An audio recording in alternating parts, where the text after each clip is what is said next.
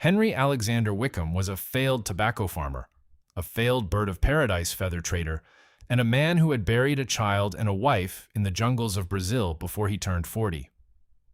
Nobody in London took him seriously. The Royal Botanic Gardens at Kew had received his letters for years, rambling dispatches about a tree he kept describing as the most important plant alive, and they had filed them politely and done nothing. Then, in the summer of 1876, Wickham chartered a ship, bribed a Brazilian customs official with a story about botanical specimens for Her Majesty's own gardens, and sailed out of the mouth of the Amazon with 70,000 seeds packed in banana leaves. The Brazilian government, when it eventually understood what had happened, called it the most consequential act of biopiracy in history. Wickham, back in England, was knighted. The tree was Hevea brasiliensis. What came out of it would redraw coastlines, collapse empires, and wire the 20th century together. To understand what rubber actually is, you have to start not with industry, but with biology. The Hevea tree produces latex as a defense mechanism.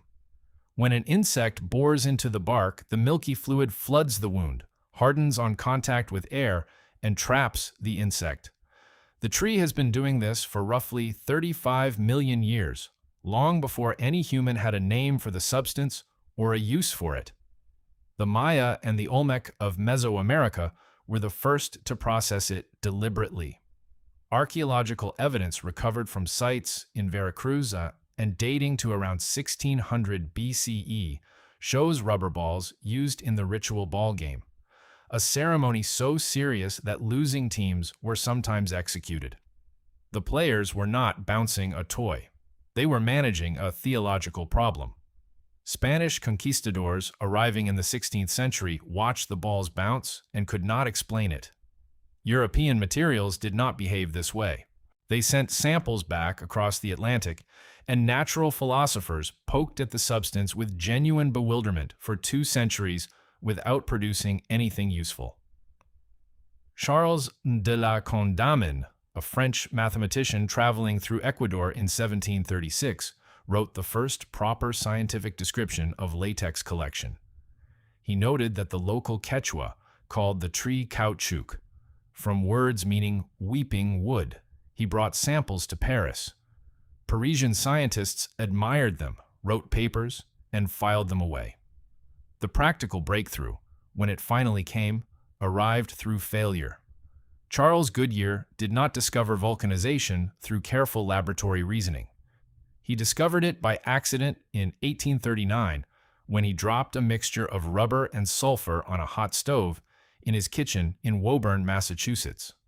The substance that came off the stove the next morning was not the sticky, smell-ridden mess that had defeated every previous experimenter. It was tough, elastic, stable across a wide temperature range, and waterproof.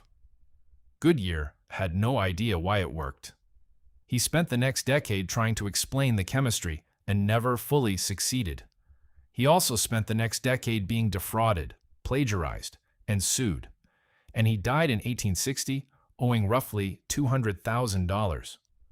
The tire company named after him was founded 38 years after his death by people who had never met him. Vulcanization made rubber industrially usable at exactly the moment that industrial demand for it exploded. The telegraph required insulated wire. The bicycle required tires. The Industrial Revolution required gaskets, seals, hoses, and belts by the millions. All of it came from one region of the world, a roughly 4 million square kilometer stretch of the Amazon basin where wild Hevea trees grew scattered through the rainforest, never in dense stands, always at least 100 meters apart from one another. What happened next in that region between roughly 1850 and 1912 is a story that does not have a commonly agreed name in English. Brazilians call it the Ciclo da Borracha, the rubber cycle. What it looked like from the inside was this. Portuguese and Brazilian landowners called seringalistas recruited, conscripted, and, in many cases, simply kidnapped workers from the drought-prone northeast of Brazil, the Seringueiros, and moved them deep into the Amazon.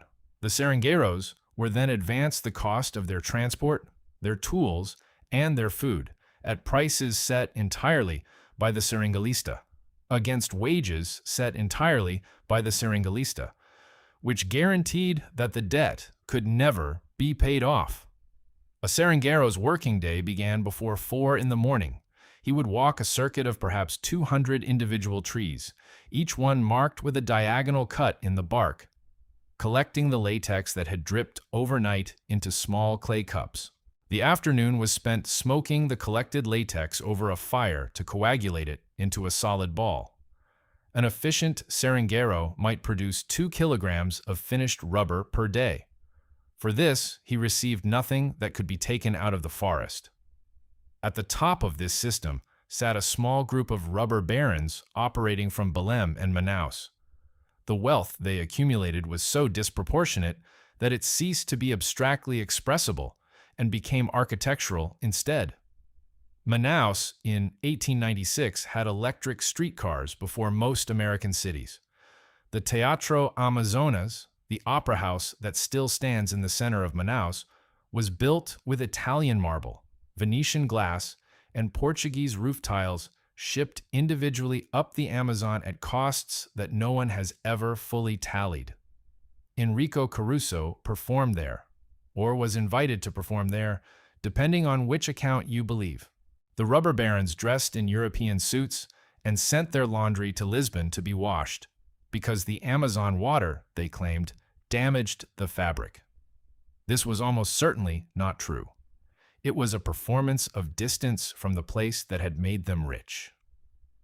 While Manaus built opera houses, the interior of the Congo Free State, which was not a state and was not free, was undergoing something structurally identical and considerably more violent. King Leopold II of Belgium had acquired the Congo Basin in 1885 through a combination of diplomatic maneuvering and outright lying to European heads of state about his humanitarian intentions. By the mid-1890s, his private administration had discovered that the Congo rainforest contained enormous quantities of wild rubber vine, Landolphia owariensis, and that the global rubber boom made it immediately convertible into cash. The system Leopold's administrators used to extract that rubber was based on quotas enforced by mutilation. Villages were given monthly rubber collection targets. If a village failed to meet its quota, the Force Publique, Leopold's private army staffed by European officers and conscripted Congolese soldiers, would raid it. The soldiers were required to produce evidence that their bullets had not been wasted, and the evidence demanded was severed human hands. Baskets of smoked hands were delivered to administrative posts across the Congo as proof of compliance. The missionary E.D. Morel and the journalist Edmund Dean Morel, along with the British consul Roger Casement, documented this system in detail between 1900 and 1904. Casement's report to the British Foreign Office named specific villages, specific officers, and specific casualty figures. The Belgian Parliament, shown the report, forced Leopold to transfer the Congo to state control in 1908. Population estimates for the period vary enormously, but figures ranging from 1 million to 10 million excess deaths are cited in the academic literature, with the historian Adam Hochschild settling on a figure of approximately 10 million in his 1998 study. The Congo and the Amazon were extracting rubber from wild trees. This was the central structural vulnerability of the entire boom, and nobody in the industry seemed to see it coming. You cannot manage wild trees. You cannot optimize them. You cannot replicate their productivity without planting them deliberately in dense, cultivated stands, where their latex yield can be selectively bred upward over generations. And if someone else plants those stands somewhere with cheaper land and cheaper labor, the wild tree collectors are finished. That someone was the British Empire. The 70,000 seeds Henry Wickham smuggled out of Brazil in 1876 had been germinated at Kew Gardens, and 2,700 seedlings had been shipped to Ceylon and Malaya. For nearly 2 decades, the Malayan plantations produced almost nothing economically significant. The seedlings grew slowly. The estate managers wrote frustrated reports. Then, in 1898, a Kew-trained botanist named Henry Nicholas Ridley developed a new method of tapping the trees using a thin, angled cut that allowed the bark to regenerate quickly, enabling a single tree to be tapped every 2 days, rather than being exhausted and killed within a season. Ridley promoted his method so insistently that his colleagues in Singapore called him Mad Ridley or Rubber Ridley, depending on their mood. By 1910, Malayan plantation rubber was undercutting Brazilian wild rubber in price on the London Exchange. By 1913, Malaya was producing 47,000 tons per year. Brazil was producing 39,000. The Amazon rubber boom was over. Manaus's rubber barons lost their fortunes inside a decade. The Teatro Amazonas closed. The electric streetcars stopped running for lack of maintenance funds. The seringueiros, whose debt peonage had generated everything, were left in the forest with debts they would never pay and no market to sell into.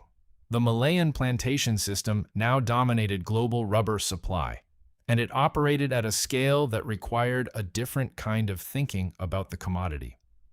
In 1922, the British colonial authorities implemented the Stevenson Restriction Scheme, a production limitation agreement designed to keep rubber prices high by restricting output from British-controlled plantations in Malaya and Ceylon.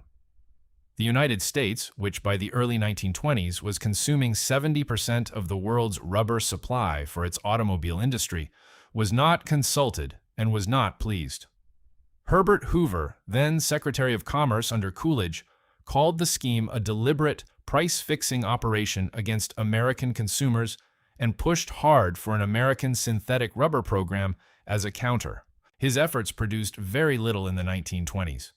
But the strategic logic he articulated, that a major industrial power could not remain dependent on foreign-controlled raw materials for something as critical as tires, would drive American industrial policy for the next 20 years. The Stevenson scheme collapsed in 1928 under the pressure of overproduction from Dutch plantations in Sumatra that were not party to the agreement. Prices fell. The Great Depression pushed them lower. By 1932, rubber was trading at roughly 3 cents per pound, a level at which almost no plantation in Malaya was profitable. The colonial economy contracted severely. Then came the car. Not the car as a luxury item which had existed since the 1890s, but the car as a mass-produced consumer product assembled on moving lines in Detroit and Dearborn and eventually in factories across Europe and Japan. Each car required rubber for its tires, its hoses, its gaskets, its window seals, its wiring insulation. A single automobile in the 1930s contained approximately 35 kilograms of rubber. American annual automobile production crossed the 1 million unit threshold in 1915 and the 4 million unit threshold in 1923. The arithmetic was not complicated. When Japanese forces took Malaya and Singapore in February 1942, they captured 90% of the world's natural rubber supply in a single military campaign. The United States was left with stockpiles sufficient for perhaps 1 year of wartime consumption and no domestic source of the material. The Roosevelt administration responded with a program that historians of industrial mobilization still use as a benchmark for what a centrally directed economy can achieve under existential pressure. In 1942, the United States produced 2,240 tons of synthetic rubber. In 1943, it produced 232,000 tons. By 1945, American plants were producing 820,000 tons per year, more than the entire pre-war global supply of natural rubber. The chemistry that made this possible had been developing since the late 19th century. German chemists working at Bayer had synthesized a form of polyisoprene, chemically similar to natural rubber, as early as 1909. The problem was always cost and scalability. What the American wartime program did was not invent the chemistry. It forced the industrialization of it. Standard Oil, Goodyear, Firestone, Goodrich, and a consortium of chemical companies pooled patents under government direction, something that would have been an antitrust violation in peacetime, and built 51 new synthetic rubber plants in 36 months. The post-war world that emerged from this industrialization was one in which natural rubber had a permanent competitor. Synthetic rubber, primarily styrene butadiene rubber, and later a range of specialty elastomers, could be manufactured wherever petrochemicals were available, which meant wherever there were oil refineries, which by the 1950s meant almost everywhere. Natural rubber did not disappear. It retained specific performance advantages: higher tensile strength, better heat dissipation in the heavy flexing of truck and aircraft tires, superior resilience in cold weather. Today, roughly 47% of the world's rubber consumption is still natural rubber, and essentially all of it comes from Hevea brasiliensis, plantations concentrated in Thailand, Indonesia, and Malaysia. The Amazonian trees, the original source, produce approximately 1% of global natural rubber supply. The Seringueiros, their descendants, still live in the forest states of Pará and Amazonas. Many of them continued tapping trees for decades after the market collapsed in 1913, not because anyone was buying, but because the forest was where they were. Chico Mendes, a Seringueiro and union organizer in Acre, spent the 1980s building a movement to defend the Amazon rainforest not as wilderness but as a working landscape where rubber tappers and indigenous communities had maintained a sustainable extractive economy for a century. He was shot dead outside his home in Zapuri on December 22, 1988, by a cattle rancher named Darly Alves da Silva, whose family had purchased land in the area specifically to clear it for pasture. Darly was convicted in 1990 and sentenced to 19 years. He escaped from prison in 1993, was recaptured in 1996, and was released on parole in 2002. The tire on the car you last drove contains both synthetic rubber derived from petroleum and natural rubber tapped by hand from trees in Southeast Asia, almost certainly using a variant of the angled cut tapping method that Henry Nicholas Ridley developed in Singapore in 1898. The proportions vary by tire type and manufacturer. The natural rubber component was harvested by a tapper earning, on current market rates, somewhere between $4 and $6 for a full day's work.